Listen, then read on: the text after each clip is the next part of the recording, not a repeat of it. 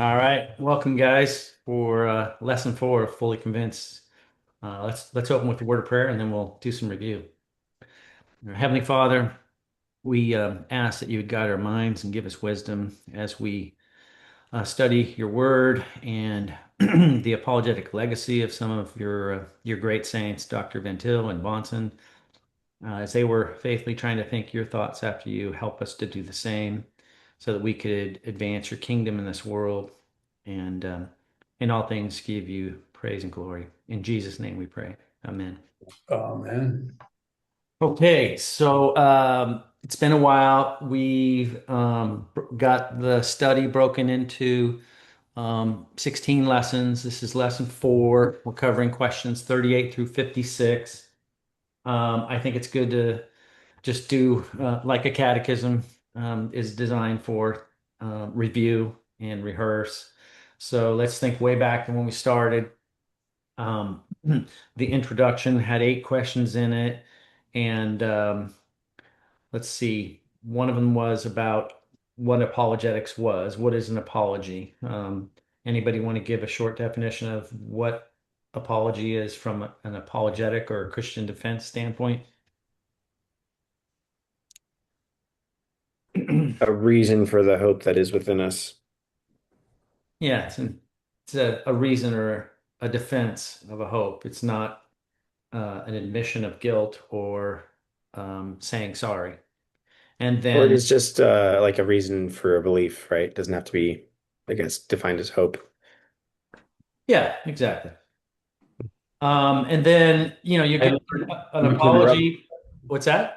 I said not to interrupt, but I wanted to add to that if that's okay. Please. Yeah. I learned to say that it is a well-reasoned defense. Hmm. That's how I like to talk about it, that it is a well-reasoned defense. Yeah. Yeah. Yeah. Non-arbitrary, consistent. Mm.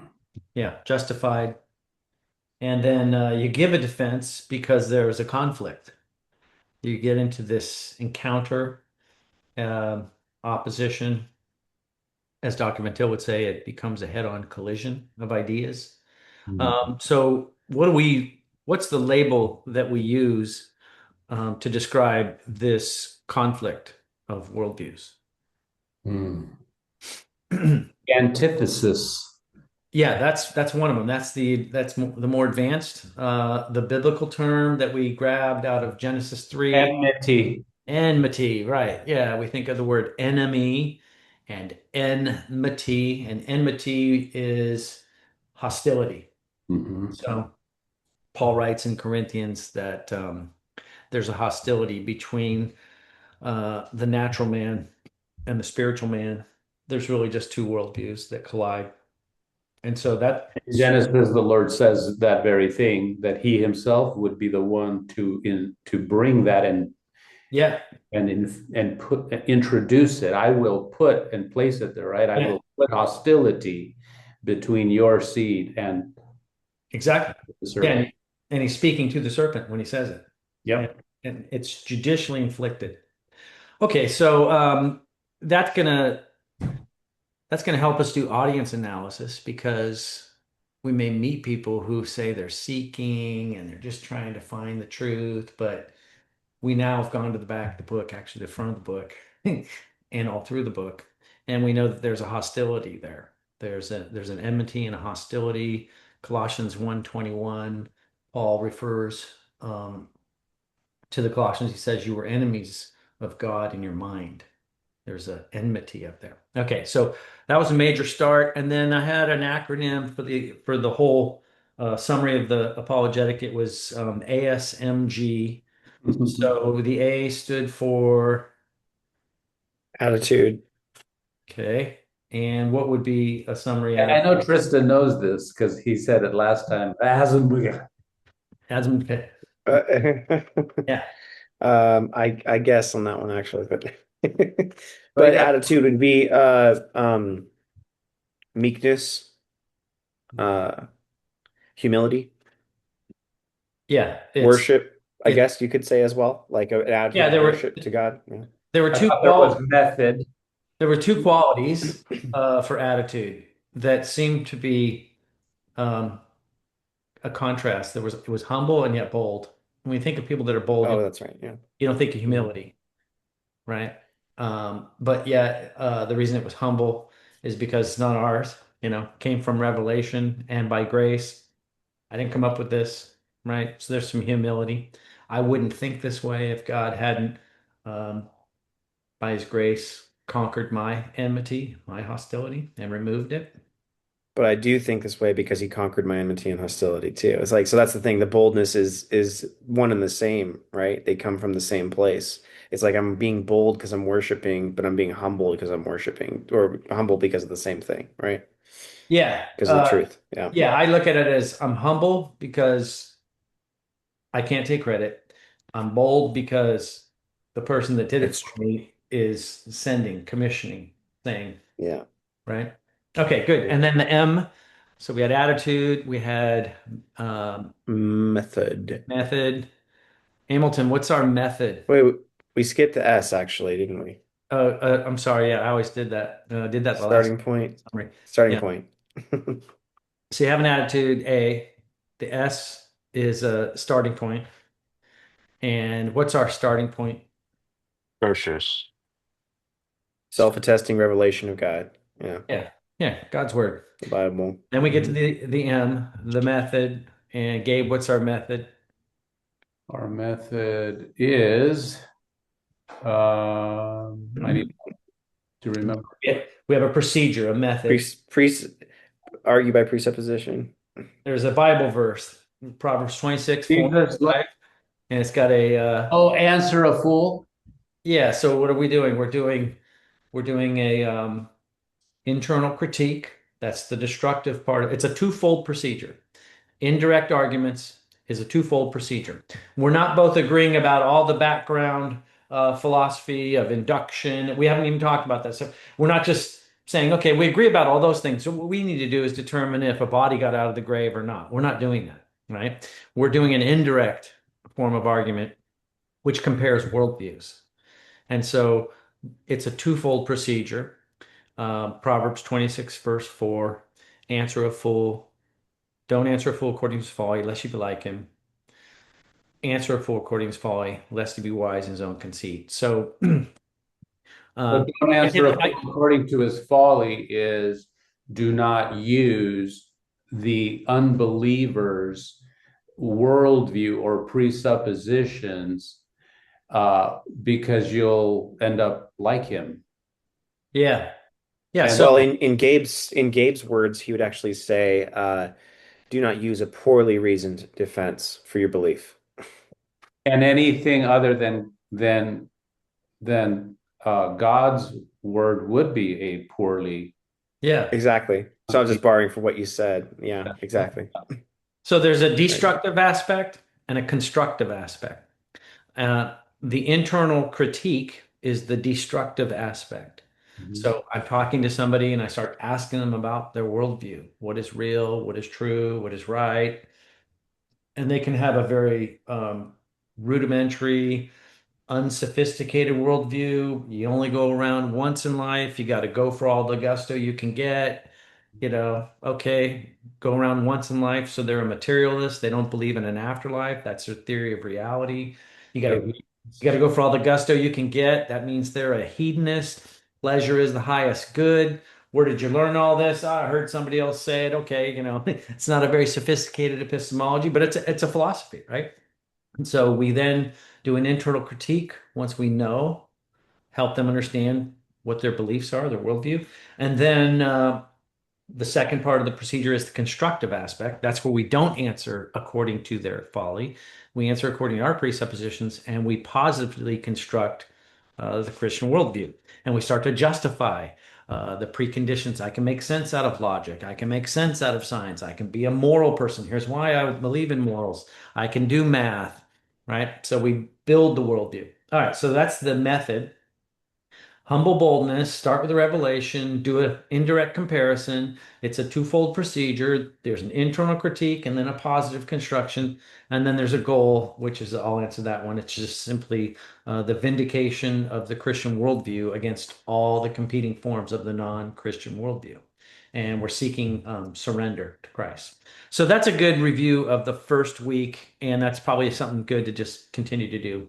Then we got into philosophical tools. We're not going to do all of them, but we did talk about a metaphysic, an epistemology, and an ethic. And then we talked about the Christian versions of those.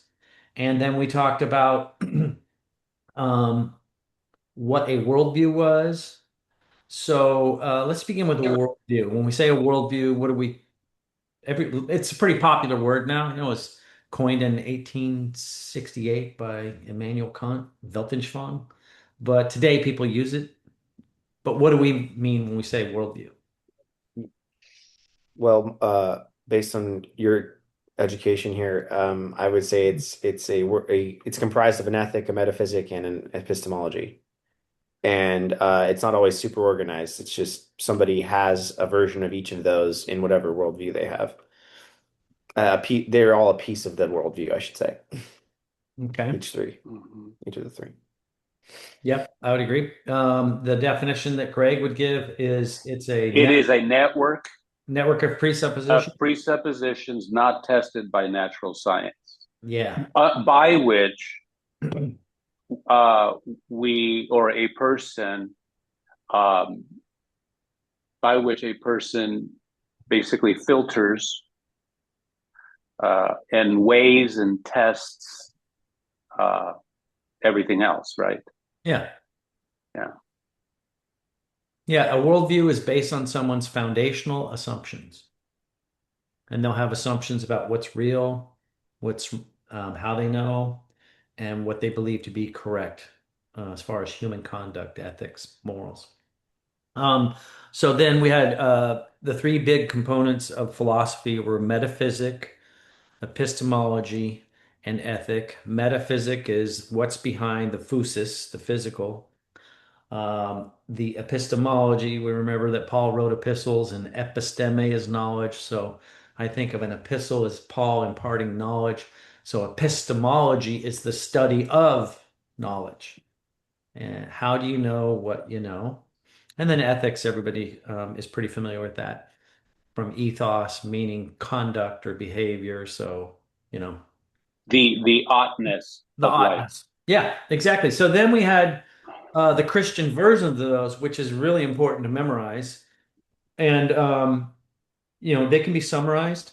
So we had the Christian metaphysic, the theory of reality, and we had a nice little uh, expression that theologians use to summarize Christian reality or Christian metaphysic. Does anybody remember um, what that distinction was, the popular theological distinction, the creator creature Creator. distinction? Yeah. So ultimate reality is from a The Christian Christian perspective, dualism. Yeah. twofold, right? Yeah. Everything is either the creator, and the creator is not part of his creation. We're not Hindus, not pantheists. We're So, not atomists. so exactly that too. So God is separate from his creation. And you know, guys, as we're talking about this, I'm thinking of how Paul in on Mars Hill, Mm. talking to the philosophers of Athens, Yep. said to them, uh, "In God we live and move and have our being." Mhm. And that's a verse that I've heard a lot of people talk uh, or use Mhm. to blur Yeah. the creator creature distinction. Talk to us, Right. Adam, a little bit about that. Yeah. So the Epicureans and the Stoics, who were utter pantheists, they were monists. They had a principle of logos, but it's not um, it's not personal, and it was something that pervaded everything. But they were ultimately monists. The moment you become a monist, this is when we did our little study on the Garden of Eden, and we talked about uh, when Satan countered God's claim that Eve was going to die if she ate the forbidden fruit, what he was doing, according to Van Til, and I think I sent a little excerpt from his modern theology lecture after that. He was elevating his claim to be on a par with God's, or bringing God's claim down onto his level, claiming to know what only God could know. In other words, how do you know you're going to die? You haven't tested it. What he was doing is he was attacking the creator-creature distinction, right? God is the creator. Only he knows. Only he's in a position to know what's going to happen when you eat of this forbidden fruit. And Satan's, yeah, there's no data. There's no tests. Van Til does this in his lecture. He goes, we've checked with Harvard and Yale, and there are no studies in. The empirical Mhm. results aren't in, right? No one's tested this theory. Um, and so what Eve should have done was presupposed God's word based on revelation. Mhm. Get behind me, Mr. Snake. You better beg for mercy. But unfortunately, that didn't happen. Um, the test And occurred. Adam should have been not looking at her the whole Exactly. time, you know? Yeah. Yeah. Mhm. Passively. Um, yeah. And so that was a attack on the creator-creature distinction. When you get into the early Western philosophers, the Ionian philosophers like Thales and Anaximander, Mhm. Van Til would say they're doing it again. They're all monists. They're attacking the creator-creature distinction. Um, Mhm. so it's real common. So the Christian metaphysic is summarily comprehended in this creator-creature distinction, that reality is fundamentally twofold, that which is created and that which is the creator, and they are separate. The Christian epistemology, the theory of knowledge. Um, Anybody want to take a shot at what's unique about the Christian theory of knowledge? And by the way, there's a lot of Christians that we would call evidentialists. They wouldn't agree with this theory. Yeah. We use circular reasoning based on the necessity of God's revelation for truth. Yeah, yeah, circular reasoning when it To comes to, paraphrase what we've discussed, but yeah. yeah, yeah, it's not something to be afraid of when it comes to ultimate standards, because all ultimate standards, if you don't stop at something, then you just have this infinite regress. Then not only do you have an infinite regress, but then you become foolish, because if if on the one hand we say that God is the ultimate authority, Yeah. so I covet your glass of wine. I don't have one, but I wish I did. So if we say that God is Apologetics with class.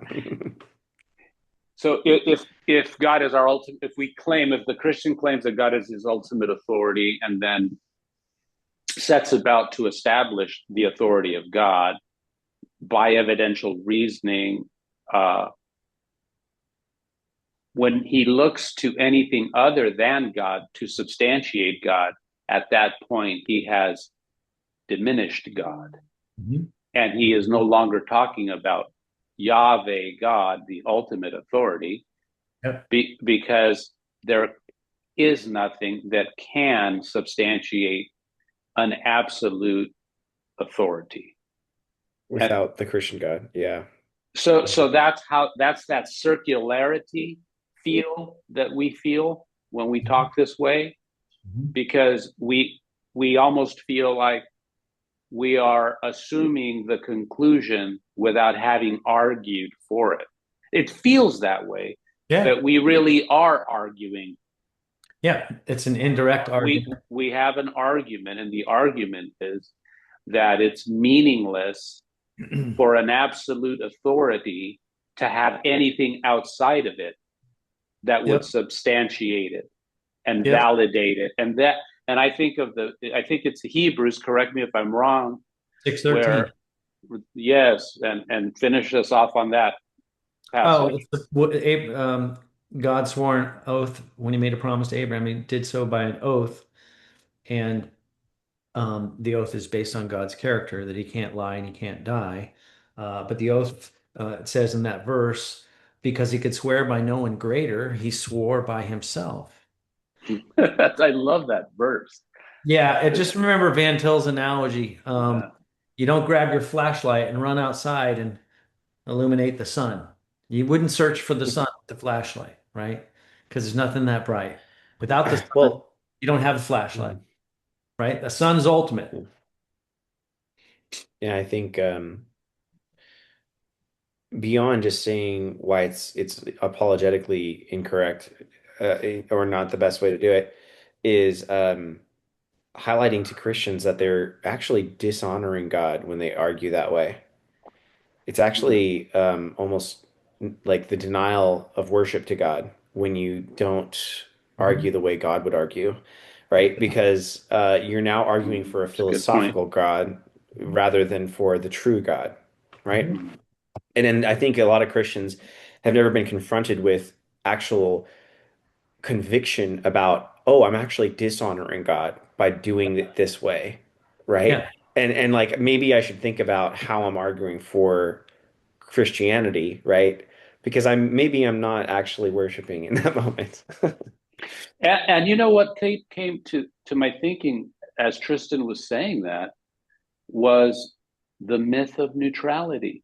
Mm, The evidentialist has accepted the presupposition that there is some sort of neutrality out there where there's Mhm. like this place that we can both stand. I'll bring my Christian Mhm. worldview and you bring your worldview, but we're gonna stand here in this neutral territory and we're gonna see through our own reason and through the evidences in the world around us which one of our worldviews, our philosophies, is true.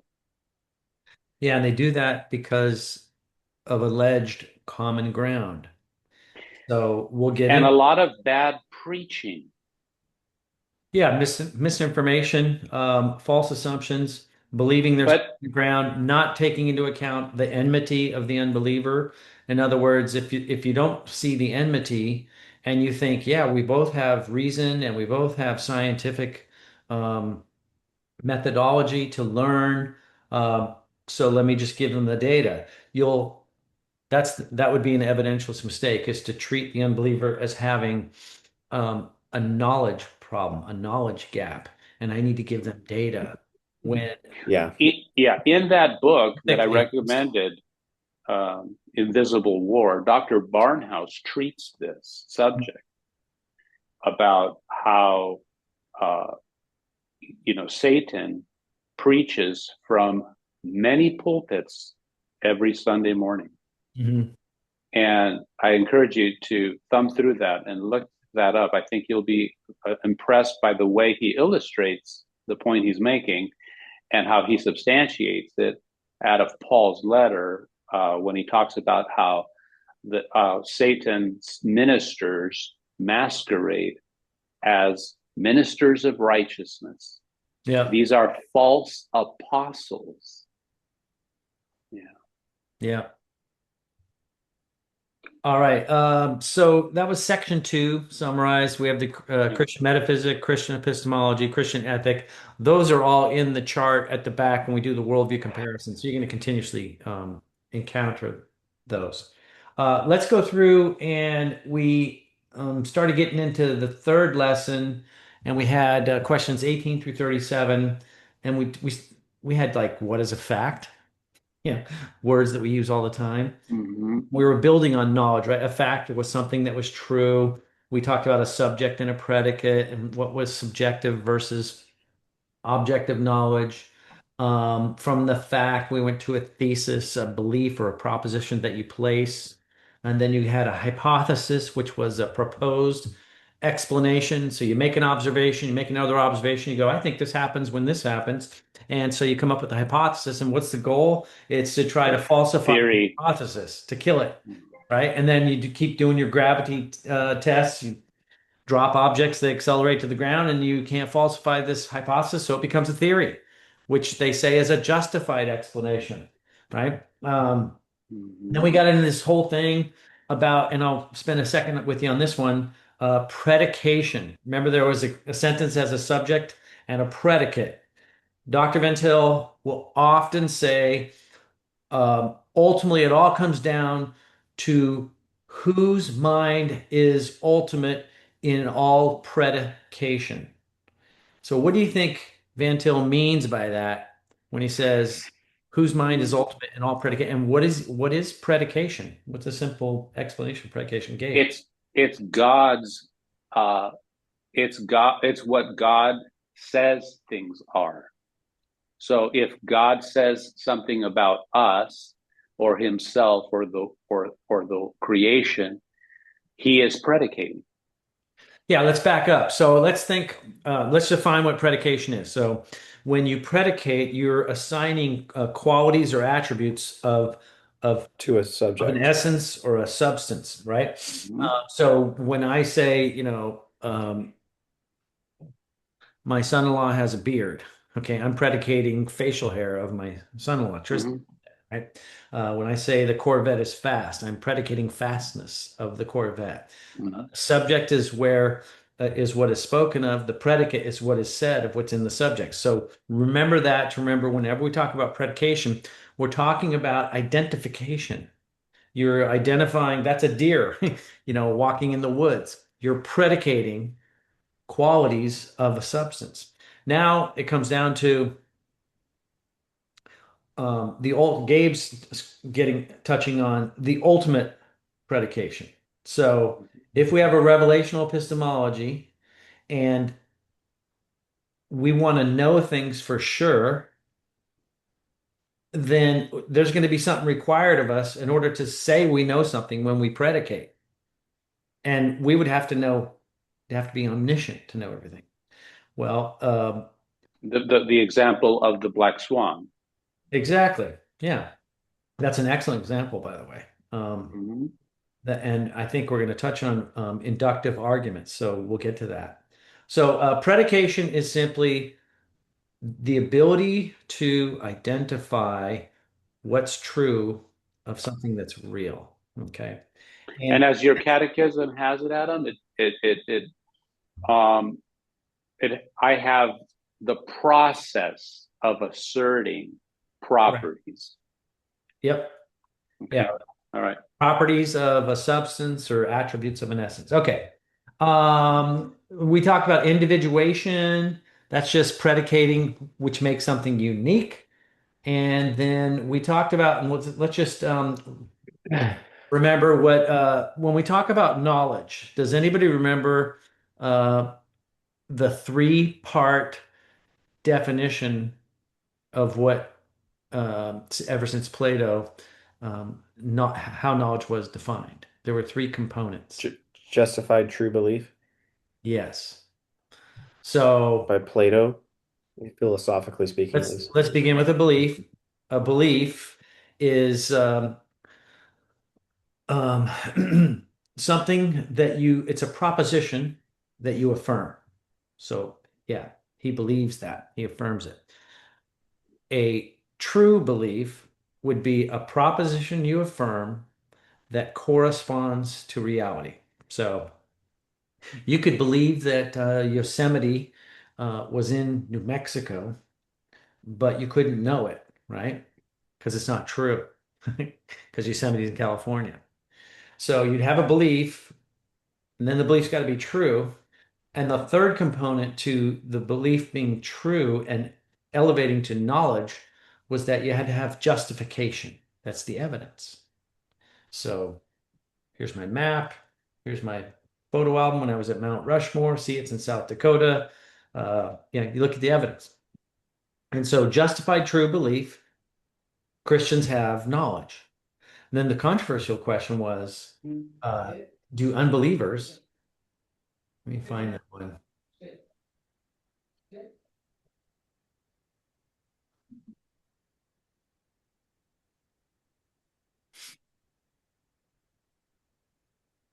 Yeah, here we go. Question 37, which is right before today's lesson, was do unbelievers possess justified true beliefs? So two and two is four. Got a person who's an atheist. They say two and two is four. Do they have a justified true belief?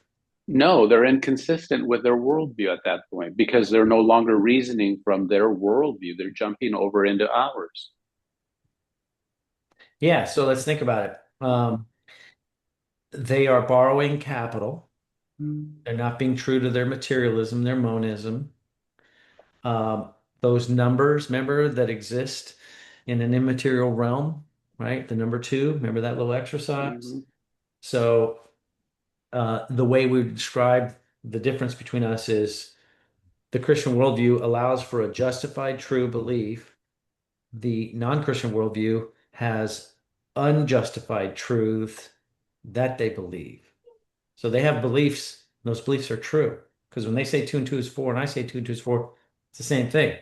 But I have a justification for it under, cross-examination. They're not going to justify it because we're going to start looking at the worldview. Yeah, but you said all is one. So, if all is one, how do you get the number Mhm. two, right? How do you justify that? Where is the number two? Ugh, Okay. such a self-defeating comment. All is one. Yeah. All right. So then we begin with question 38 today. Inductive reasoning and deductive reasoning. These are pretty key. So Mhm. inductive reasoning is arguing from, uh, General. yeah, you're going to argue from particular to general. So Mhm. the analogy that I used in here, which is a great story, um, Mhm. is from the Dutch explorer Willem de Vlamingh. It was a long-held belief that swans were white, right? Because they observed a swan and saw that it was white, and over and over again, every swan was white. So they then make a generalization from those particulars. They go, all swans are white. Now, inductive arguments are based on observation. And since you don't have universal observation, they're always subject to being revised. They're contingent. They're not absolute. So inductive arguments are known with probability, and the argument is said to be either weak or strong. They're not known necessarily. That's the next one. So when we say all swans are white, we go, wow, it's a really strong argument. Why? Because nobody's ever seen a black one until 1697, when that Dutch explorer found a black one. And now we saw all along people thought they had knowledge. They thought they knew swans were white, and they never knew it. Swans were not always white. And so what they believed all along was falsified. Okay. This shows you the failure of not being omniscient. Um, everything you claim to believe is subject to revision or And then, contingent. right. And another example was, I think, in microbiology, right? I mean, we didn't know. Yeah, about Yeah, the the maggots, DNA. Louis Pasteur. Yeah. So we don't have absolute knowledge. We believe things that we believe that things are a certain way, and then we gain further knowledge and find evidence to believe otherwise. And I remember that for some reason, yeah, as another example. And I think this relates to the deconstructionist exercise we'll do later.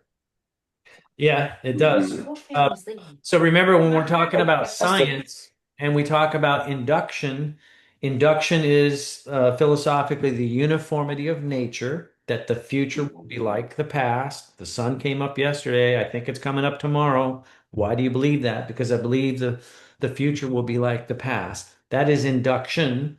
And so to argue inductively is to Mhm. argue based on the belief of an induction that the future will resemble the past, and I'm going to make observations and draw conclusions. Okay, and those can be falsified, and therefore my evidence is strong or weak. Okay, so question 39 is the opposite, deductive reasoning. When we talk about deductive reasoning, and I have a nice chart in here, which was really helpful, that summarizes several of these. I just blew right by it. There it is. Yeah, it's on question 69. So we'll summarize with that because I have um, a summary of things like the one and the many and rationalism versus empiricism and deductive versus inductive. And so it's very helpful to, I wish I'd had that earlier in my study of philosophy because it made it much easier to see these two major themes. Okay, so deductive reasoning is different. Deductive reasoning is analytic. So, in other words, here's two phrases for you: a priori, a posteriori. Those are Latin phrases. So, a posteriori, posteriori, after the fact. So, when we do inductive reasoning, it's based on observations a posteriori. I see facts, I observe them. So, my conclusion comes after the fact. When you argue in the deductive method, it's a priori or priori, meaning prior to the facts. So I put the definition for deductive reasoning as this: deductive reasoning argues from general to particular, and the conclusion is true by necessity. Example: unmarried males are bachelors. John is not married, therefore John is a bachelor. So I actually mix deductive and inductive in there. But when you say unmarried males are bachelors, it's just definitionally true. It's true by necessity. Okay. You're not So you're looking not adding any new information. When you say bachelor, you're automatically saying an unmarried man. exactly. So when you say that all bachelors are, or I don't know how it's written there. I'm not looking at it, but yeah, you're not adding Bachelors information. are unmarried males. So that's definitionally true. It's an analytical, Defining the term bachelor. it's a priori. It's true before you go look at the world, right? Whereas to learn if all swans were white, I couldn't just define that deductively. I had to go out and look and see. Mhm. Yeah, And you can't go out and look and see all swans. exactly. Because It's impossible. I don't have universal observation. It's I don't have impossible for us. past, present, future. Exactly. All right. So then question 40, what is rationalism? Rationalism teaches reasons the ultimate criterion of truth. Okay. So that's the stop and reflect method of knowing. These are similar to what we just studied, deductive and inductive. And Empiricism. Adam, a rationalist, right? Uh, Talk to us about the rationalist. I mean, the rationalist sees the world. They have their worldview, right? Rationalism. Yeah. Yeah, exactly. And So how do they see the world, or what do they say about reason? yeah, so they have a primacy of reason um, over And against an empiricist. So the empiricist is going to be the person that has a bias towards empirical observation. They're going to use their five senses. senses. The picture that I think it's one of the only pictures I put in the catechism was Mhm. question 68. Let's Yeah, I saw it. Mhm. yeah. So you've got um, Plato and Aristotle are walking, Mhm. and Plato's got his finger pointing up like this, and Aristotle's looking at him, and he's got his hand outstretched with his five fingers. Mhm. They're doing this. And so the one, And the many. ultimate reality, is up there for Plato, Mhm. the realm of the forms. And the many, Mhm. Aristotle, no, ultimate reality is down here. I observe the many particulars, Mhm. right? And Plato's up here. The one is the ultimate, the original. You can see multiple ducks on the pond, but the form of duckness is in the realm of the forms. And so Plato is a rationalist.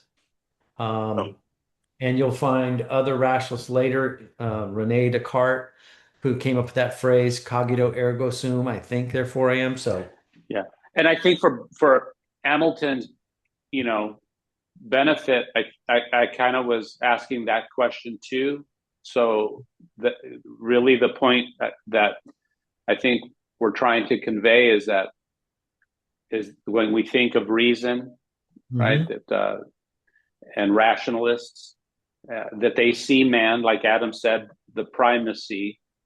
They see that the mind of, or they believe that the mind of man is the ultimate source for knowing what is true.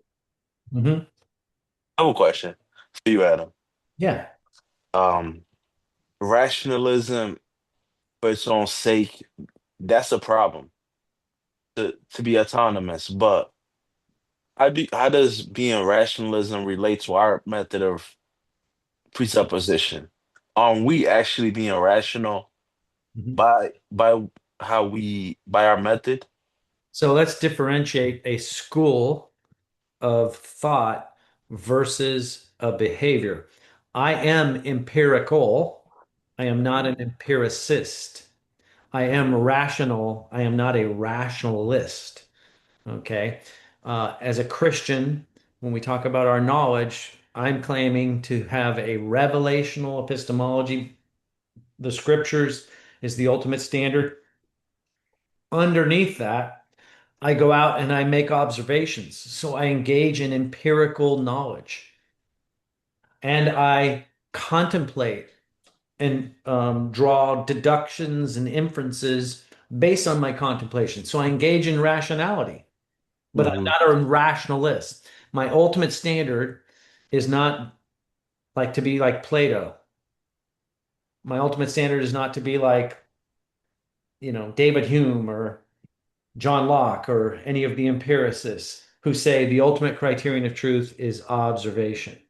Okay, so we use these methodologies of knowing, be it rational and empirical, but we are not rationalists nor empiricists philosophically as schools of thought. But can I add one thing, Adam, to that? Yeah. The the I think God, if anyone can be, if rationalism uh, can be thought of as true, Hmm. there's only one uh, ultimate a rationalist, and that's God. And so His thoughts are true, and when we think His thoughts after Him, we are using our minds and our reason to think His thoughts. But it's His thoughts that we are ultimately, looking to understand, right? Yeah. Yeah. We're being rational when we think God's thoughts after him as he reveals them to us. We can say we're being rational, but we don't know it all. So as I say, God, But He does. yeah, God knows the whole puzzle. He sees the whole jigsaw puzzle and he shows us pieces. Yeah. Tristan, did you have a question or comment? Yeah, so one of the things I can see being a little confusing in the catechism is theism is not in this list. Mm-hmm. And theism would contextualize a lot of this in the sense that God, we believe God is the highest authority, right? Mm-hmm. And when we have that in here, it helps us to then say, okay, well, a Christian submits rationalism to God, a Christian submits empiricism to God, etc., right? And I just noticed after that question, Hamilton, that there's no theism in this catechism, which I'm not saying it needs to be, but it is kind of helpful for that like positioning of where what we're talking about here, you know? Yeah, that's a good observation. I do think that helps. Um, when you see these isms, empiricism, rationalism, question 42, fideism. What is fide? Yep. Fide is Latin for faith. There was a thing called, and again, I'm a lay person trying to help other lay people bridge the gap between the ivory tower and the scholars, um, and the street, right? So I'm giving you my insights on how I've grappled to get to Yeah. this middle ground. Um, there was, for a long time, when philosophers started, they were trying to figure out what was real. So those early Western philosophers, especially, what is it? Earth, air, fire, water. What makes up reality? And they all had different ones. And then as you get later on, when Rene Descartes comes on the scene, and the rationalists, the continental rationalists, they all of a sudden they start to get, and this is really the advent of modern philosophy, they get obsessed with the mind. Like, what is this tool that I have up here? And they become obsessed with developing certainty. So Descartes, Rene Descartes, who was French, Roman Catholic, but he lived in Holland. And Dr. Van Til, when he talks about him, by the way, Dr. Van Til is Dutch, very proud Dutch. So he'll say in his lecture, now Descartes was French and lived in Holland, but he didn't have a drop of Dutch blood in him. He's always making fun of Dutch. That's such a funny humor. He'll make fun of other people that are co-presenting with him and go, now he's an honest to good Dutchman, not like the imposter over here, Hendrickson. So With William. but anyways, the rationalist, you had Descartes, and he went on a radical campaign of doubt. He said he was going to doubt everything he possibly could until he found what could not be doubted, the indubitable. This is what a rationalist does. They're trying to figure out how can I get absolute certainty. And then he came up with his, and we cover this later in the Catechism, he came up with this famous phrase, um, cogito ergo sum, which means I think, therefore I am. And it was the eminent British philosopher Bertrand Russell who pointed out the fallacy in Descartes. He said what Descartes should have said is there is thinking and then prove his existence from that statement. Instead, what he did is he buried his conclusion, I am, into his premise. I think, therefore I am. And Russell says, no, you just took your conclusion and put it in your premise. What you should have said was, there's thinking going on. Now prove your existence from that, right? And Greg even pointed out, he goes, isn't it kind of, Descartes gave his whole life to finding this indubitable. He thought he found it, became famous for it, and then they pointed out, no, he didn't. So he had one thing to do. He didn't do it, right? So, but these rationalists, they come along and they're obsessed with the mind. How can we get certainty? Descartes, a Roman Catholic, he was a dualist, mind and body. And then you get a guy named Leibniz and Spinoza. And Leibniz was a pluralist. You hear Descartes was a dualist. And then you had Spinoza. He believed in these things called monads. He was an atomist. Um, so, here you had all these three rationalists, and they had radically different philosophies and conclusions. And so, in the development of Western philosophy, there's a frustration that comes out of that, and that's when all the empiricists come out. So then you get, you know, um, John Locke, George The Berkeley, British. and David Hume, the British empiricists come. They're like, enough of this ivory tower, um,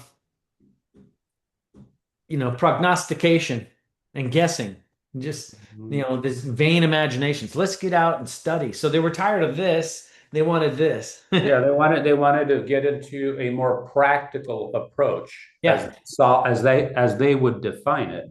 Yeah. The more And- practical. How many cookies are in the cabinet? Yeah. Let's go count them. Right. And so there's a term known as foundationalism. At some point, they're looking for a foundation. And so within the foundational school of epistemology, or the foundational, we'll call it initiative, you've got rationalism, empiricism, fideism, Pragmatism. pragmatism, right? So these are the foundational options available to philosophers that are being pursued. And most of the people that we talk to, Adam, uh, uh, in our world, Yeah. by virtue of where we live, Mhm. in the Western democracies, what is the view that predominates? Oh yeah, well, from knowledge standpoint, they'll be empirical. So what would you, Hamilton? What would you say would be the prevailing point of view?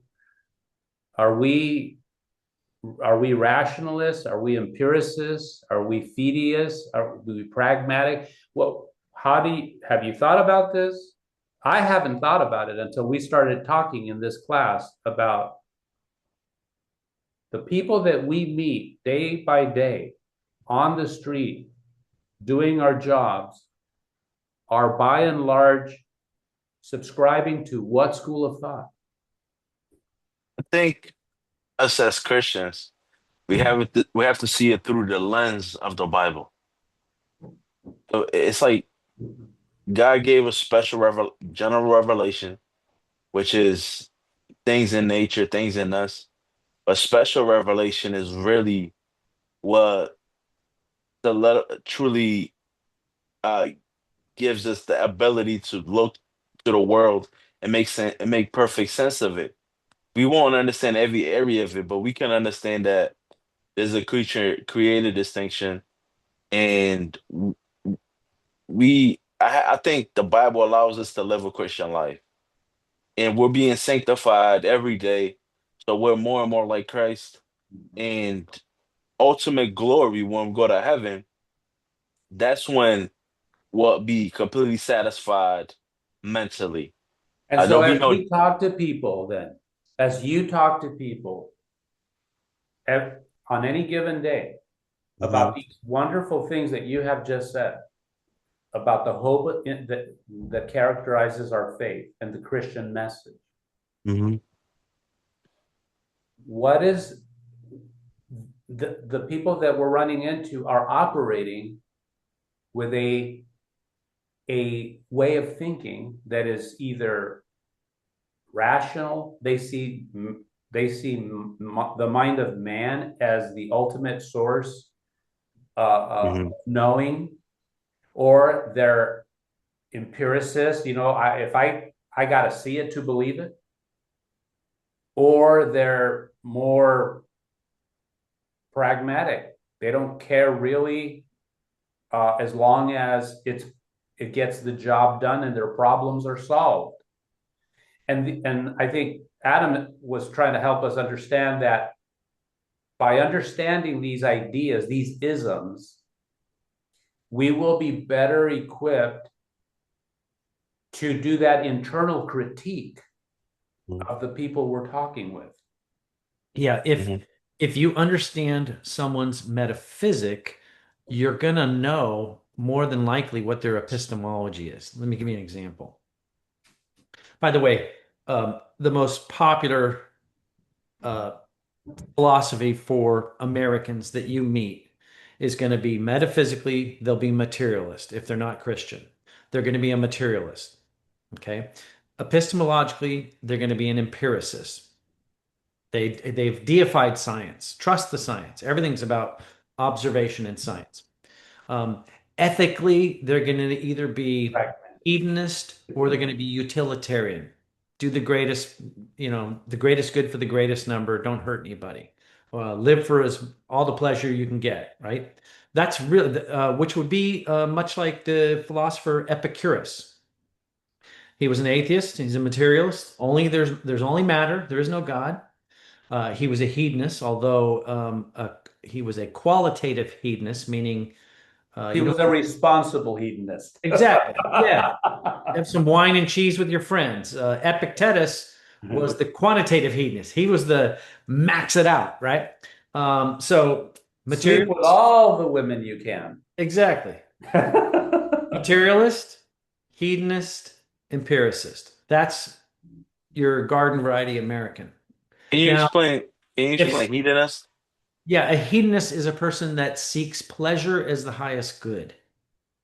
Oh, Pleasure. But within that category, Adam, break it down, because there's the two predominant views in our catechism about the hedonist. Yeah, so Epicurus was a famous philosopher. Something that's Epicurean, it can refer to food and often does, because food is pleasurable, right? Epicurus was a hedonist, but he was what was referred to as a qualitative hedonist. It was the quality of the pleasure, not the maximization or the quantity of the pleasure. So is it fair to state it this way then, Adam? Is it fair to state that Epicurus basically taught and believed that the ultimate purpose of man is pleasure? Yeah. And in his particular case, he was trying to be he responsible with that. He wasn't trying to be recklessly searching for What's the first question of the Westminster Shorter Catechism? what is the chief end of man, right? And the answer is To man's enjoy chief end God is to and glorify Him forever. yeah, is to glorify God and enjoy Him forever. Right. So you could be a Christian hedonist. You're So he was on to something. supposed to enjoy God, right? You don't just glorify God, you enjoy Him. So you can be a Yes. Christian hedonist. So think of when you hear the word hedonism, Hamilton, you're thinking about pleasure. And there's Okay. different pleasure. Well, Okay. I see um how all these views, right? All these type of philosophies. Uh, what I was trying to say earlier is that outside of God, if we don't presuppose God and live as a Christian, being regenerated, we're Mhm. gonna live in an illusion. No matter how far we get in life in this world, it's meaningless. It's pointless. Are you talking about for to live in unbelief is meaningless and pointless, Yes, because like we want, regardless of which version you pick? yeah, yeah, yeah, yeah. Yeah, It's I like the guy that was, that was asking why to one of these people that we're describing, right? Mhm. An American success story. And the guy just asked him why. He's like, "What are you doing with your life?" He says, "Well, I'm working until I'm this age, and then I'll have this much, and then I'll retire, and then." And the guy kept asking, "He's like, and where will you go?" And I will go to this place. And what will you do? I'll live out the rest of my days with my wife. And then what? And then we'll get old, and then we'll die. And then what? And then they have that weight fall upon them that they've been ignoring, that question that they've been setting aside, Mhm. because life is meaningless by virtue of its brevity, as we learn in Ecclesiastes, right? Mhm. And so if you can't answer that last question, what will happen? What am I going to do after I die? Do Yeah. I think that's the end? And if I think that's the end, why do I think that's the end? And most people, they're afraid to talk about these things, and that's our job, is to help them talk about that. I want to help you see an insight. Um, the philosopher Plato was a dualist. So his metaphysic was two. There was this world, and then there was another world, the realm of the forms. Remember, we're all up in the realm of the Yes. forms where the perfect triangle lives. That's where our souls were. Okay, so Plato was a rationalist in his epistemology, and he believed in reality being two, here and there.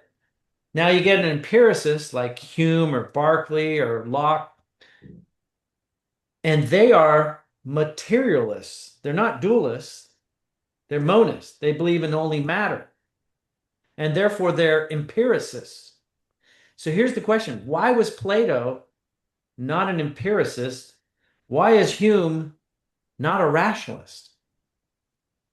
Their metaphysic dictates it. If David Hume only believes in what's physical, well, then he's going to be an empiricist because it's only based on observation, or vice versa. The reason he's an empiricist is because he believes there is nothing immaterial out there. Plato thinks up there is where the ultimate reality is. And so he's got to be a rationalist because he can't observe it. You can't see heaven. But Hume, how did Hume deal? Because I know this is on Hamilton's mind.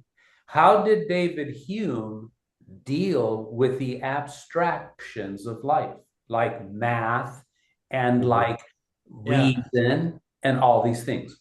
Yeah.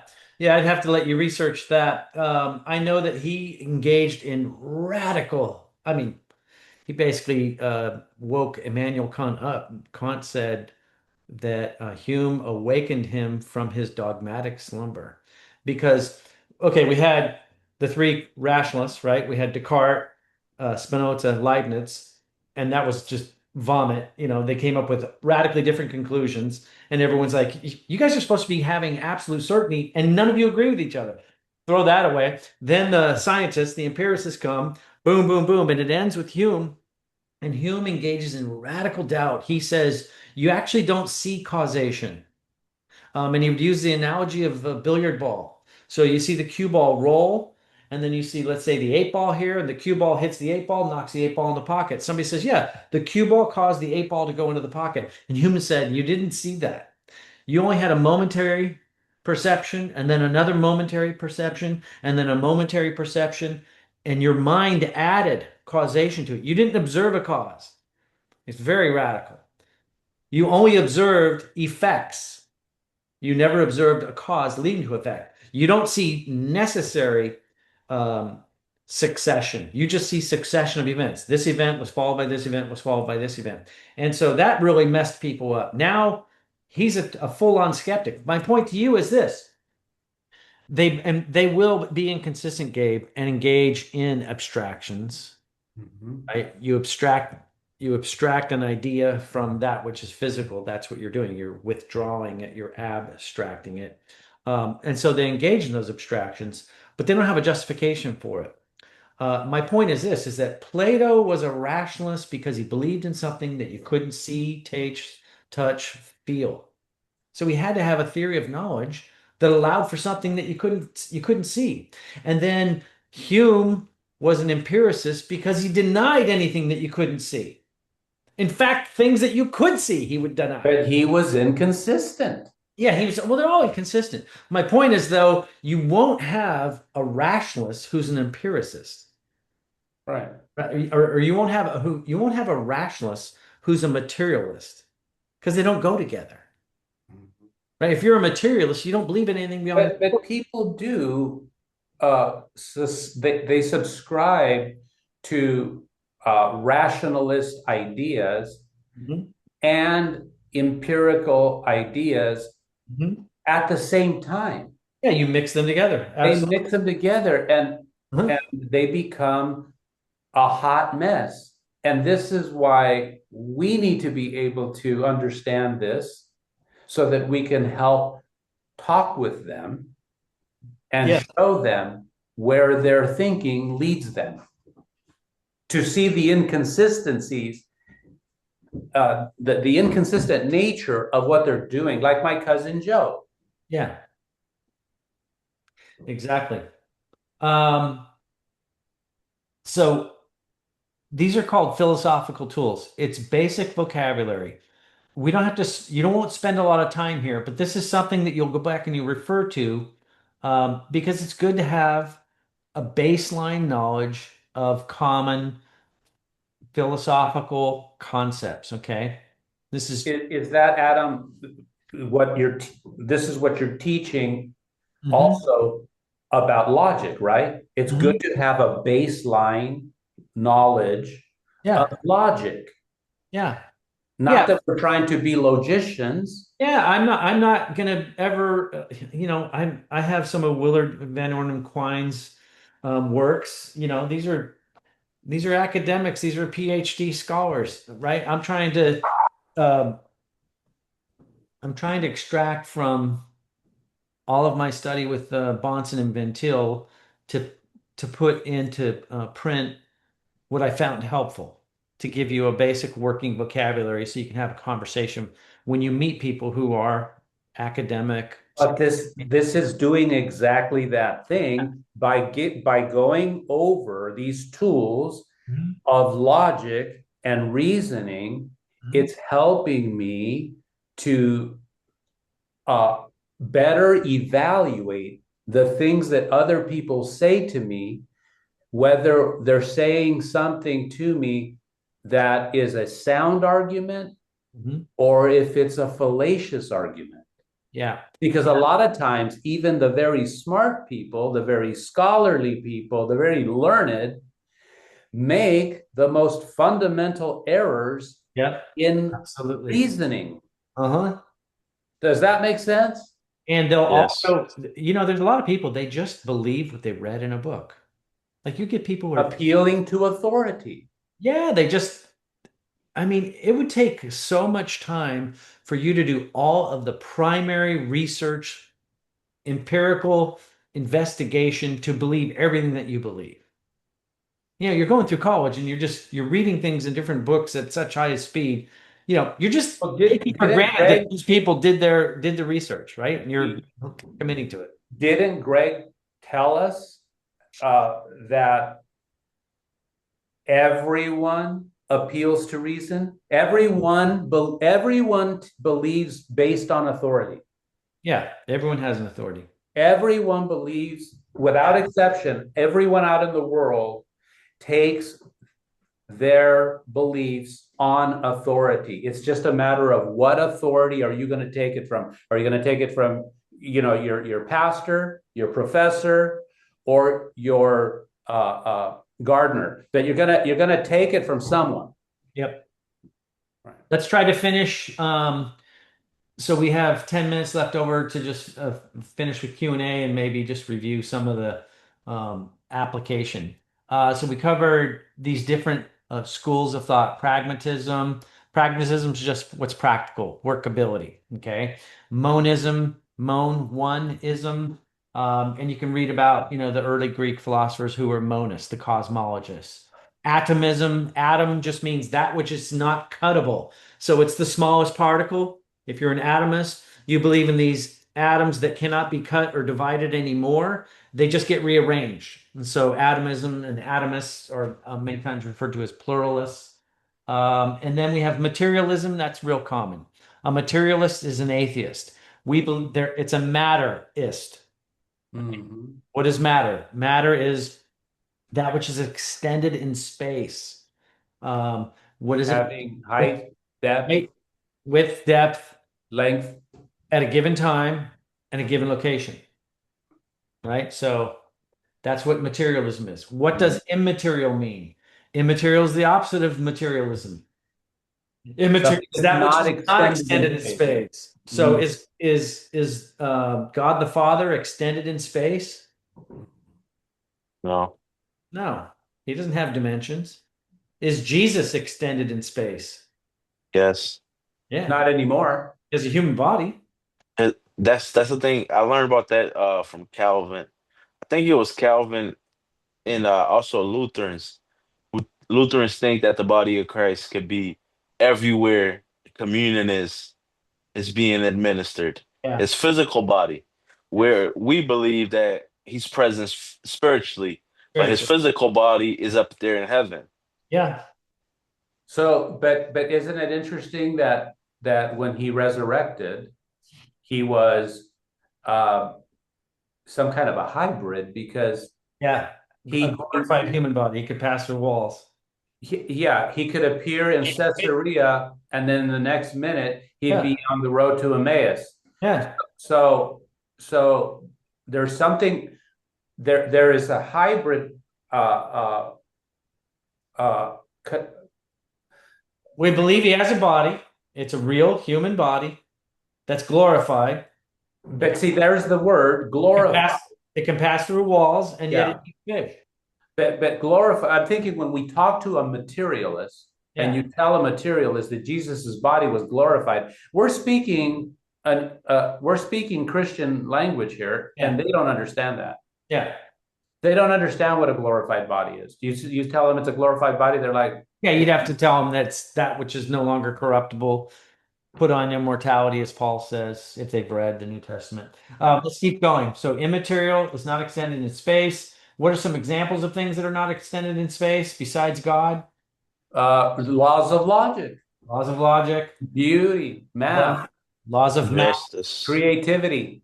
concept of justice, right? Mhm. Have you ever observed the ethical obligation to be honest? Have you ever observed that? No. No, you don't observe it, right? You believe it. It's an idea. So idea, Idea. It can be you can observe the expression of it, but you right? don't observe the law. And that's what most people will do is they'll say, "Oh, of course," and that's how they'll go to the expression of it, and they'll Yep. say, "See, there it is." Yep. This is real common. You may not know this part, Hamilton, but the three laws of logic. A lot of popular apologists will talk about the laws of logic, the three laws of logic.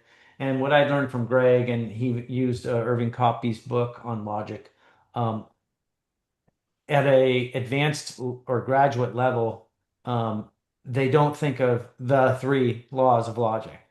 Um, that's a summary you might get in a college.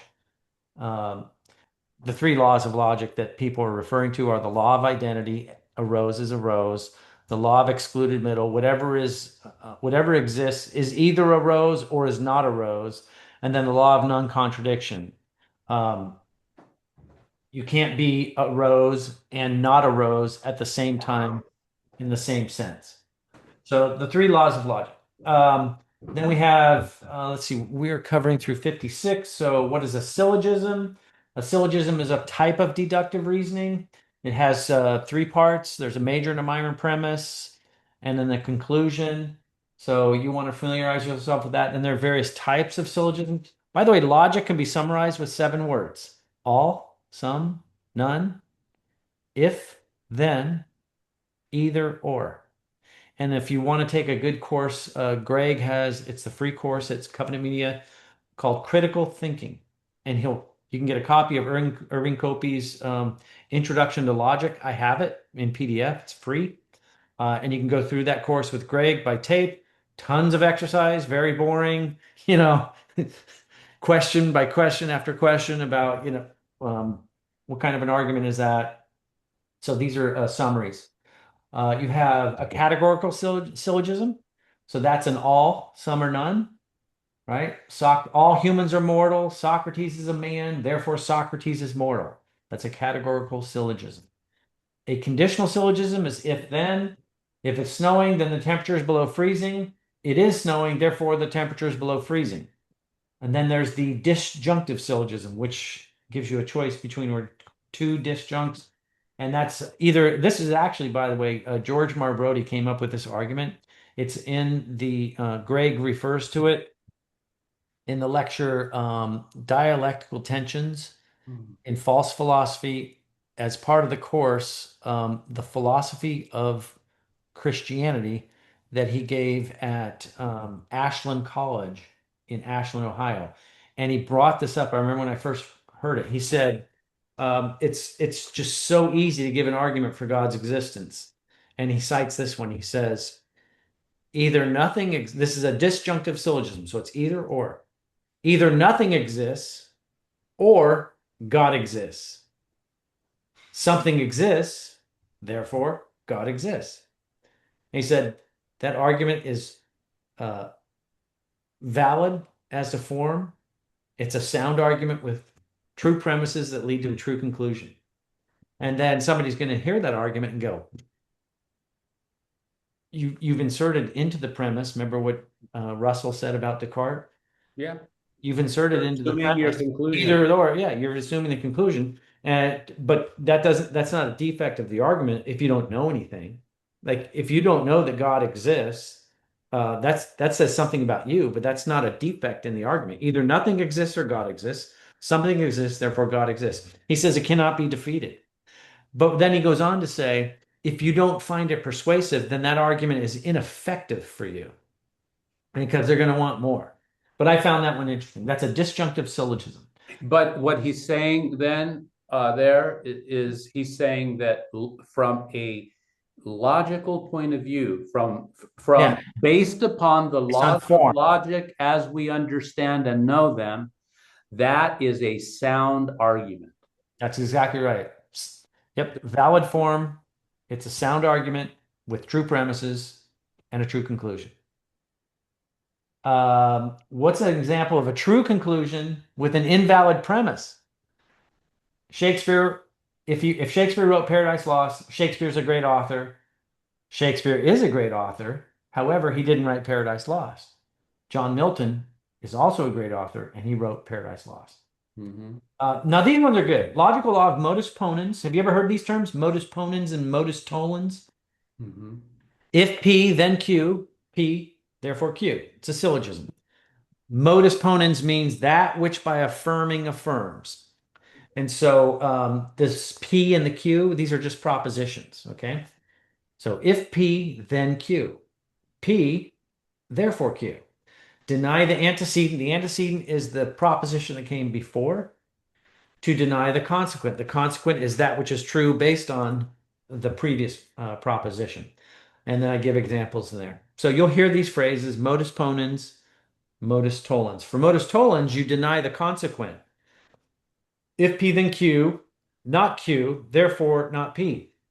And as you learn, as we go through reductio ad absurdum, which is what I use most often in my apologetic encounters, that's where I take someone's conclusion, I show the conclusion is false, and if that which is that which implies what is false is also false. So you reduce. This is what Jesus does. He takes your position and he reduces it to absurdity. If this is your conclusion and I can show it's false, then I can show that what implied that conclusion is also false.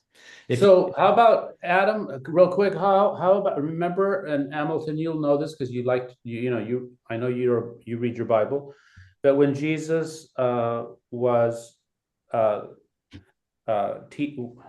when he taught that a kingdom against they accused him of doing the a works, house a house divided a against house divided, they accused the Lord, they accused him of doing the works by the power of Beelzebub, right? By the power of Satan. And Yep. Jesus corrected them by reducing that argument to absurdity. How did he reduce the argument to absurdity?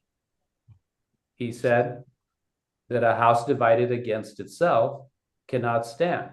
It makes Yeah. no sense for Yeah, if Satan's goal is to corrupt people, and then Satan is casting demons out of people, then he's destroying his own kingdom. he's destroying himself. Right.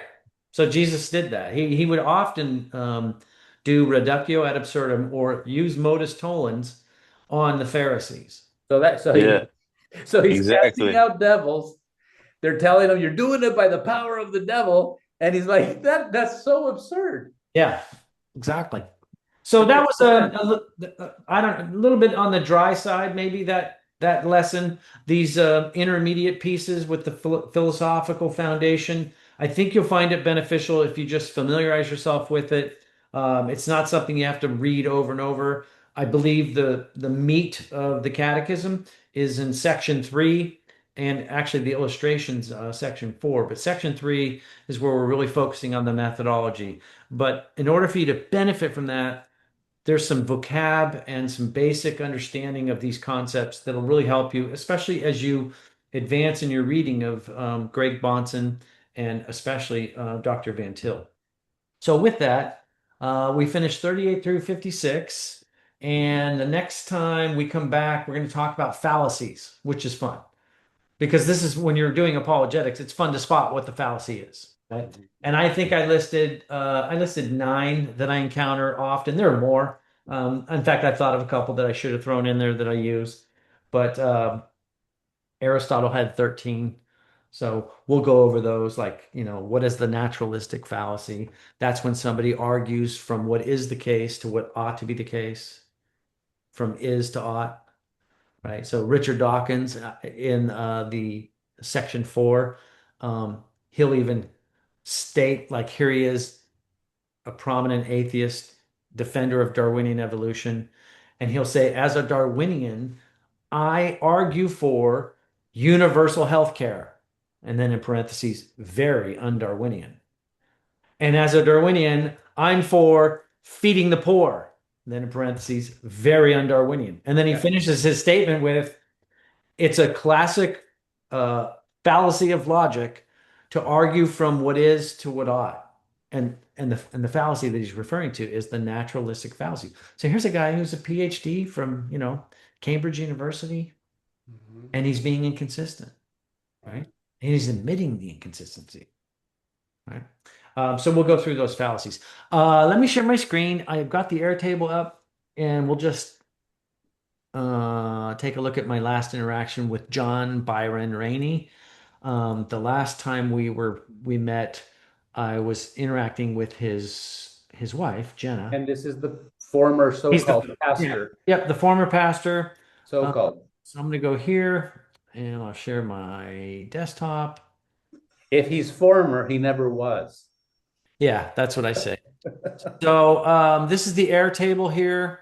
Um, and in here you have there's John Byron Rainey, and we have access to here's the link on TikTok. The category is deconstruction. Seeing So it as a split screen, Adam. you're seeing it as a split screen. Yeah. Do you want zoom loud down low? Let's see. Yes. I don't need that. I'll reshare and just share that window. How's that? Yeah. Sorry. Let me go stop share, reshare, and I'll grab that window, Airtable, share. Is that a little better? Mm-hmm. Mhm. Okay. Okay. So, John begins, I mean, first of all, he and his wife, it kind of dawned on me like, okay, you left Christianity, you deconstructed, um, used to, engage in worship and sing Bible songs to Sunday school. And obviously, John was a pastor, whether he's a music pastor, I don't know. It always kind of bothered me, by the way. It's like, I'm a music pastor. Like, you're not a pastor. Pastor's preaching the word, okay? You're just a guitar player. So, music pastor. Yeah. Anyways, so he begins every video with, as a former pastor who deconstructed. So I'm trying to keep the dialogue going. And I've had like 3 weeks off. So I hit him up just recently, but I said, I came out swinging because this mysticism just irritates me. I said, Eve should have rebuked the devil, and her husband should have protected her from deceit.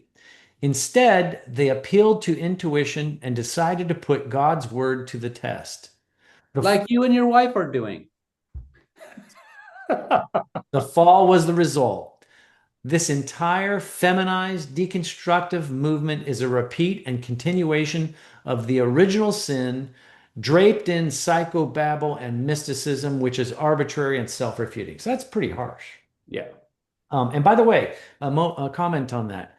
The Proverbs 26, verse 4 and 5, um, don't answer the fool according to his folly, then answer him, lest he's wise in his own conceit. So I will get very confrontational when I'm doing that second piece for effect, for shock value, to wake them up, to really get in their grill and say, if this, then that, or the reductio ad absurdum. Do you actually think you believe that? You know you don't believe, and I'll say these things like this to be not provocative, but to be persuasive. He comes back and says, Adam and Eve. Now, remember the checklist: Yep. arbitrary, inconsistent, justify the preconditions of intelligibility. Okay. So, Adam and Eve is a symbolic story of our departure from supreme reality. In my mind, when I read these things, I'm saying, how do you know that? How do you know that? Yes. Yes. The garden is the bliss of unity.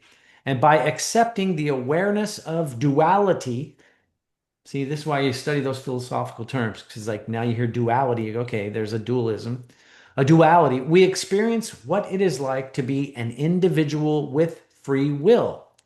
This is our soul's journey, and our return back to unity is by letting go of duality, releasing all judgment in the realization that non duality is the supreme reality. Humanity cannot have possibly descended from two literal humans. Why This, not? this is an impossibility. Do you want to ask, like, where's your evidence? Justified true belief? I can tell you believe. I'll use this phrase. You might like this one. I can tell that you believe that. I'd like to learn how you know it. I want to discern. I want to figure out how you think you I know it. like that. I can tell that you I believe can that. tell you believe what you just said. I I want want, to figure out how you think you know it. And the difference is a description versus a prescription. When I know something, I have a justified true belief. I can prescribe what I know to you because I have justified true belief. When I don't have a justification, I don't have a prescription. I just have a belief, but I can't justify it. Therefore, I can't prescribe it to you. I can only describe what it is I think I know. and it becomes basically just an opinion. Exactly. I like to, and when I want to be sarcastic and put it down, I'll say, are you making an announcement? Like, do you get to just announce what's true? Who put you in charge? Like, I want to know the justification for why you claim to believe this is true. Where's Okay, your authority? exactly. You're always looking for that.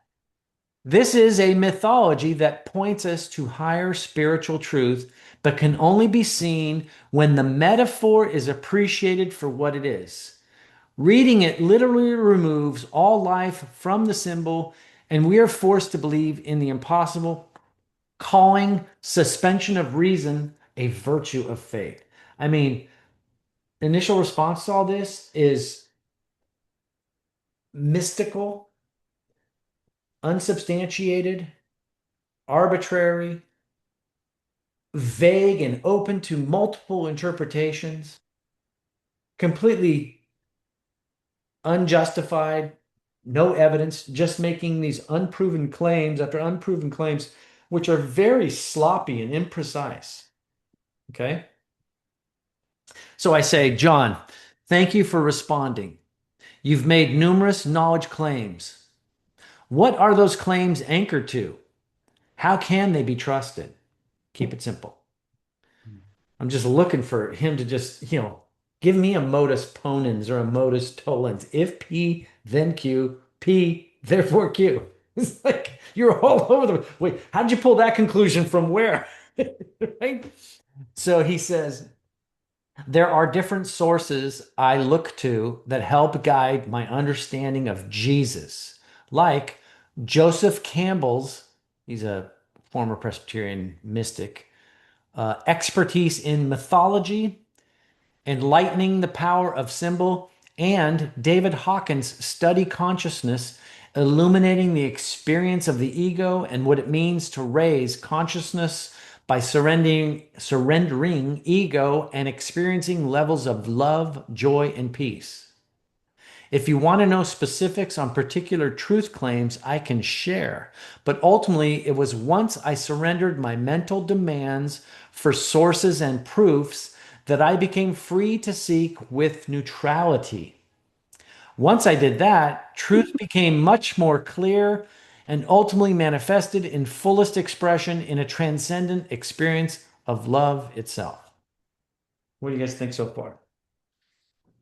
Yeah, he's he's uh he's a mess, Yeah, and unfortunately, um, doesn't hear himself yeah, talk because he's so blatantly um, in error when he says things like this. He doesn't realize he can't live his life this way. He gets up in the morning and he puts on his pants like any other man. He doesn't just wish that his pants automatically appeared on his body. yeah. He has to put them on. He has to make sure that they're the right size and that they're available to be worn. But he says, when he says this statement there, um, where was it? I surrendered my Let me mental demands. Let me do something here for you because this Airtable database, I can't enlarge it. Um, Oh, I was able to zoom it. oh, you were? Okay, then I apologize. I fat fingered and closed it. Yeah. It's reopening. I, but did you catch that, Hamilton, when he says that he surrendered his in other words, when I figured it all out, I had this great feeling, this quote unquote experience of love, and that became his validation, this experience, this subjective experience, not Hmm. objective in time, Right. space. We believe in Jesus. his life, death, and resurrection, a real man who lived on this earth and who has a verifiable history. But this guy is appealing to subjectivity, complete Mm. and total subjectivity. And he's gladly admitting that he surrendered his brain, basically. Yeah, I by surrendered and large. my brain and I let everything go. And then when I emptied myself, then all the nonsense that was fed to me came in. Yeah. Yes. Other things I look for, like you noticed up here, his comment about Yeah. when I hear things, when I hear a universal negation, like all is this or all is not, or when I hear someone say that's impossible. So remember, he said up here, humanity cannot have possibly descended from two literal humans. That this is an impossibility. Okay. So my response to something when I hear So a claim like that, he hasn't surrendered then. well, I want to know, how do you know that?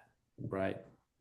You're finite. I'll usually say this. I'll go, what's my mom's middle name? And give me her birth date. You're saying it's an impossibility, not just unlikely, but it's an impossibility that humans could have descended from two literal humans. And you're But saying he it's but he possible? just said but he just said he surrendered his mental demands for sources and Yeah, proofs. exactly. But yet now he's saying that that the story of Adam and Eve is not real, and Correct. and because he doesn't have he hasn't been given the proof for it. So he's talking out of both sides of his mouth. Yeah, it's this is what mystics are like. So let me continue. Yeah. Keeping the dialogue open, I said, thanks again, John. I'm trying to familiarize myself with deconstructionism, and it's nice to have a former pastor share his perspective. I'm familiar with Joseph Campbell. He reminds me in many ways of Carl Jung, the Austrian psychoanalyst and student of Freud. I had a friend expose me to him when I was in my early 20s. I was a backslidden Christian at the time, but couldn't embrace the mysticism of Jung. Here's my next question. Do you still read the Bible devotionally or on a somewhat regular basis? Can you summarize the hermeneutic you use to distinguish archetype? That's a big thing for Carl Jung. Hero, villain, archetypes. He would do dream analysis and tell you what your dreams meant. It's actually pretty amazing.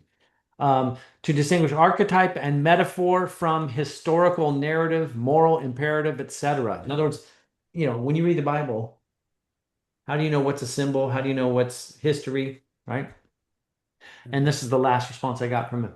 He said, now that I have seen that all is one. Remember the Hindus? So All is he's not a dualist. no. Well, You see how he's used both terms? yeah, exactly. Well, the duality is the evil. So he said up here, the soul, our return back to unity is by letting go of duality, which to me sounds very Hindu. So that's what my final question to him is. And I don't know if he's answered, we can check. So let me just read him. He says, now that I've seen that all is one and see the power of reading the Bible through a symbolic lens, the power of reading the Bible through a symbolic lens, the Bible makes so much more sense. I am not currently reading it devotionally. I am more using it for study and integrating it in the book I'm currently writing. My hermeneutics now are more loose. Yeah, you got that straight. Which I realize is very scary to do when you're used to taking a more literal approach. Symbols, Hmm. symbols essentially open up possibilities to multiple meanings. Yeah, multiple voices, which used to be a hurdle for me, but I've come to see a freedom in that.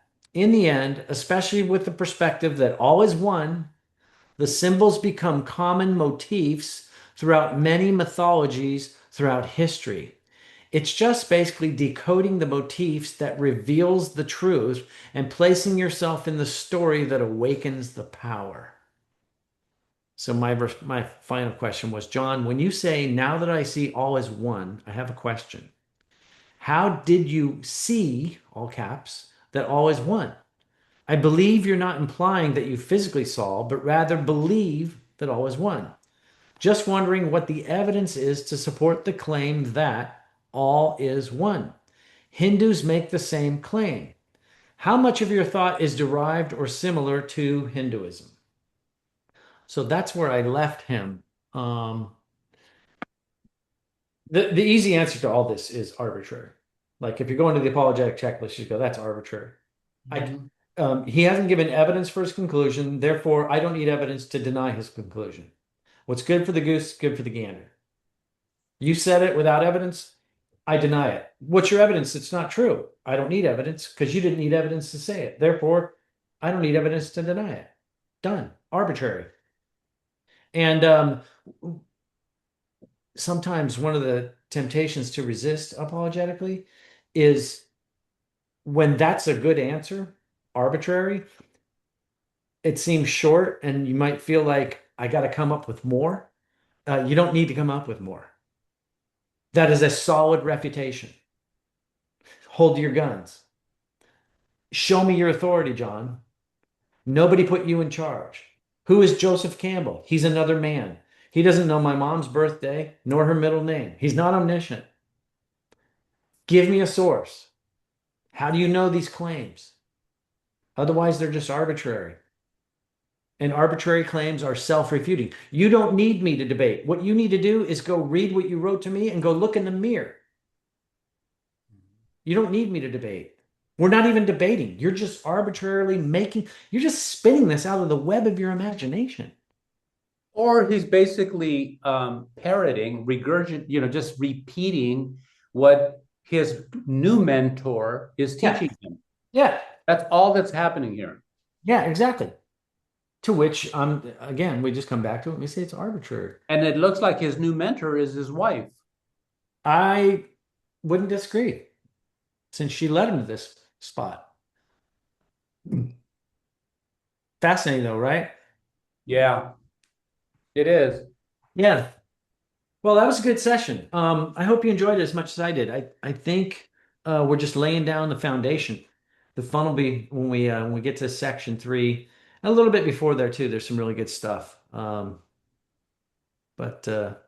any final comments, questions, thoughts? Enjoy this too. Yeah, Hmm. good. Yeah, I think the word that comes to my mind right now is bite size. How do Yeah, you eat an elephant? yeah, One bite at a time. yeah, And I think sometimes we need to just take it in smaller pieces. Sometimes I think it can be overwhelming. yeah. I agree. And really, I'd rather understand one or two concepts really well or review them really well than review 10, 15 of them because I feel I got to get through them all. Yeah, And so that would be the only thing. But I enjoyed it, and I always get a lot out of it. I those questions I read through them, and they were I'm looking up definitions and referencing yeah, other things, and it's great. yeah. Yeah, very Cool. good. I'm getting a lot out of it. Awesome. Glad to hear it. All right. Well, let's shoot for next Saturday, and we'll go for lesson five, which in the study guide we're going to be covering question. Next Saturday is going to be tough for me. Sorry. Will it? Oh, Yeah, did a holiday? but you never know. Let's just go ahead and proceed. And Okay. Hamilton, are you able to make next Saturday? God willing. God Yes. willing, yes. Oh, God Say willing. God willing. Yeah. Okay. All right. Questions 57 through 71. So 14 questions covering the common informal fallacies and the one and the many problem. And it ends with yeah, this is part three of the philosophic tools. Then we begin the method. So we got one more week of, actually, this is probably the valley of the study, right? What we did today. Um, Next week, the fallacies are fun because you encounter those and you'll have examples of them. And then the one in the many problem brings together a priori, a posteriori, rationalism, empiricism, the one, the many, analytic, synthetic, and you just see it all. I wish I'd have had somebody would just give me that chart, but I didn't. I had to listen to so many different things, and wait, that's the same as that. They're just using different emphasis here, but it's, Right. and it really opened things up. So that was helpful. Interesting. So we will I'm be. trying to get there. Yeah, well, that's the catechism is like, hey man, stand on my shoulders. Here's where I'm at. Yeah, and then we get into the method. So once we get through those tools, then we're into presuppositionalism versus evidentialism. It'll get really fun. Yeah. That'll be actually the content that would be good to extract from the recordings and make small clips and Yeah. stick. Yeah, I could see that. Yeah, that'll be good. And then when we go through section 4, which is the illustrations. Like, if you read through the section 4 of the catechism, the illustrations where I quote probably 7 different atheists talking about the vanity and despair of their philosophy, and where they admit that they don't have answers for life's questions. No, I haven't done And that. I finished it with I rearranged the catechism just so I could put G.K. Chesterton as the very last one. Oh, I'm reading right Because he was now. he was an atheist who became Christian. I'm reading The Everlasting Man. Oh, and yeah, this is from his book Orthodoxy. Yeah, that's one of his greatest works. I've been listening to Orthodoxy on tape. I got to run. I'm getting a very important call, guys. Hey, cheers, bro. Bless you, brother. Okay. Take We'll care. talk soon. God See ya. bless. Bye. Bye-bye.